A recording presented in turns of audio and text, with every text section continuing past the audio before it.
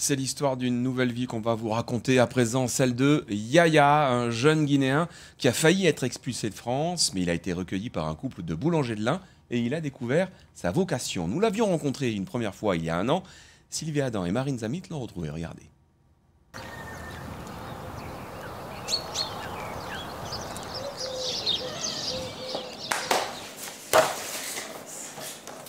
J'aurais aimé être ce que je suis aujourd'hui. Donc c'est une rêve qui est devenue réalité. Il a déjà la dextérité d'un professionnel. Yaya a 21 ans. Depuis 3 ans, Patricia et son mari accompagnent le jeune Guinéen vers son avenir.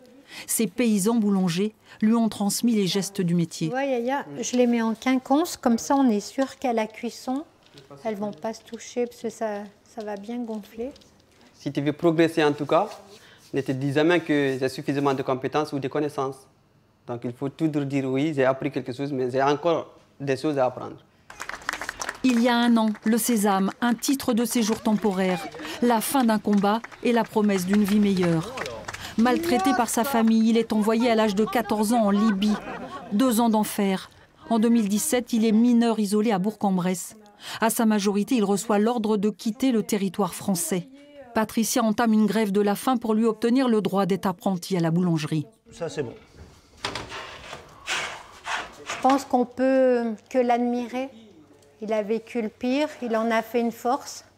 On se dit avec mon mari qu'on a bien fait, on est fiers de nous, mais le projet ne s'arrête pas là, parce qu'il y en a plein d'autres comme Yaya, méritants, qui attendent, et surtout des patrons en détresse, qui sont dans l'incapacité de faire les papiers administratifs tellement c'est long.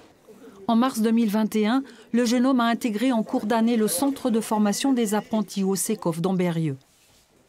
Et la masse, tu vas prendre quoi pour la masse? La masse, je prends... La masse du soluté. 1 gramme, c'est 6 grammes. Ouais, et bien ça y est, tu as tout ce qu'il faut. Très motivé par la chance qu'on lui a donnée, il a appris à franchir les obstacles. Aujourd'hui, Yaya est délégué de classe. Il y a 4 ans, il avait quelques mots de français pour tout bagage. Ion calcium, il s'écrit Ca2+, et ça veut dire qu'il porte 2 charges positives. Bientôt, les épreuves du CAP. Oh, je me sens plus ou moins capable de passer mon examen. Parce qu'au vu des notes et des évaluations, je n'ai pas la plus haute note de la classe, mais je ne suis pas encore le dernier, donc ça me rassure petit à petit. Il travaille bien, il pose des questions, il participe, il fait tous les efforts qu'il peut. Il est toujours prêt à participer, à donner une réponse. Il est souvent moteur dans la classe. C'est vraiment une crème d'apprenti. Il a adopté le rythme du travail à la ferme, pris les responsabilités d'un boulanger paysan.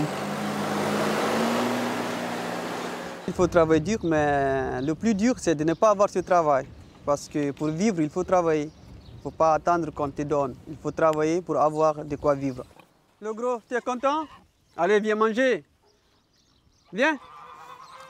Yaya, la force d'un engagement au quotidien, devenu un combat pour l'avenir. C'est à nous, jeunes immigrés, de prouver à ces gens qui croient que nous sommes des profiteurs, des personnes qui croient que nous sommes là parce que nous sommes des immigrés économiques.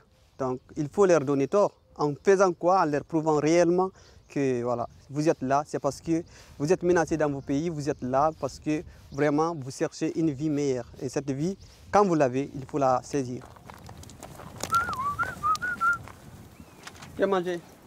Je me sens en l'aise, je me sens en sécurité, je me sens vraiment aimé par les gens qui me côtoient, qui m'entourent. Donc je suis heureux. Allez Tigresse, au revoir, à bientôt.